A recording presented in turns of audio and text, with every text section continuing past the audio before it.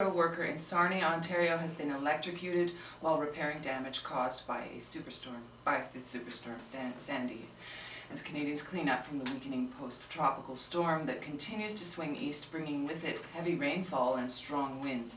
According to CBC News, police say the accident occurred on a residential street near the Lake Huron shoreline yesterday morning. The identity of the worker, who worked for local utility Blue Water Power, is being withheld until the family has been notified. The Ontario Ministry of Labour told CBC News the worker was electrocuted while attending the downed power lines. This is the second fatality as a result of the storm after a Toronto woman was killed Monday night when she was hit by a falling sign. The Ontario Ministry of Labour plans to launch its own investigation into the worker's death. And of course, many are asking and talking about climate change in the context of this storm, at least here in Canada and in places like Democracy Now! In the States, which this is now the largest tropical storm on record. The news around the China-Canada trade deal, ahead of a prominent provincial Aboriginal organization, says that Canada could face a legal challenge from First Nations over its looming investment agreement with China. Aboriginal People's Television Network reports that Grand Chief Stuart Phillip, head of the Union of BC Indian Chiefs, said Canada breached its fiduciary duty to consult before it embarked on negotiating its Foreign Investment Protection and Promotion Agreement, FIPA, with China, which could have significant impacts on Aboriginal treaty rights.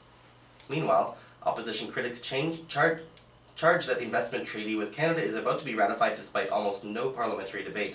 Heather Schofield of the Canadian Press reports that the opposition NDP, Liberals and Green Party leader Elizabeth May are opening a last-minute push for a fuller debate on the Foreign Investment Agreement, bolstered by more than 60,000 signatures on petitions and a finely targeted letter-writing campaign led by activists. Today is the last day, allegedly, before Parliament is to ratify the deal. Canada Missing Women's petition. 1 month before BC Missing Women Inquiry head Wally Opal releases his report, the Native Women's Association of Canada has launched a petition demanding a full national inquiry into the disappearances of at least 582 Indigenous women across the country. According to NWAC, supporting a national inquiry would be a crucial step in implementing a comprehensive and coordinated national action plan to address the scale and severity of violence faced by Aboriginal women and girls. The Native Women's Association of Canada has documented over 582 occurrences of missing or murdered Aboriginal women and girls. It says there are more cases that have not been documented and call the statistic an epidemic of violence that is continuing to claim more lives and irreparably harm more families every month. This news comes from nwac.ca. And the Conservative government widely criticized online surveillance legislation may be on the back burner now, but another bill that would expand police access to internet users' private data is about to resurface. The Canadian Press reports that Bill C-12 would make it easier for authorities, possibly including private security firms, to obtain information about subscribers from internet service providers, email hosts, and social media sites on a voluntary basis. The legislation also includes provisions that could effectively impose a gag on the companies, preventing them from telling customers their personal details have been shared. Government House Leader Peter Van Loan recently signaled the little-noticed bill would come up for second reading debate as early as late this week. The likely re-emergence of the bill comes 8 months after a storm of outrage over another highly publicized attempt to boost internet surveillance. Bill C-30 alarmed civil libertarians because it would allow authorities access to internet subscriber information, including names, addresses, telephone numbers, and email addresses without a warrant on cases where companies refuse to provide it voluntarily.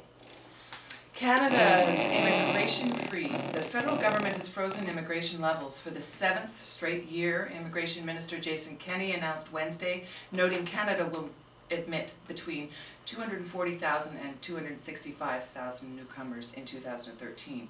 The National Post's Toby Cohen reports that Kenney also indicated that the Canada Experience class would grow to 10,000, up from 2,500 in 2009.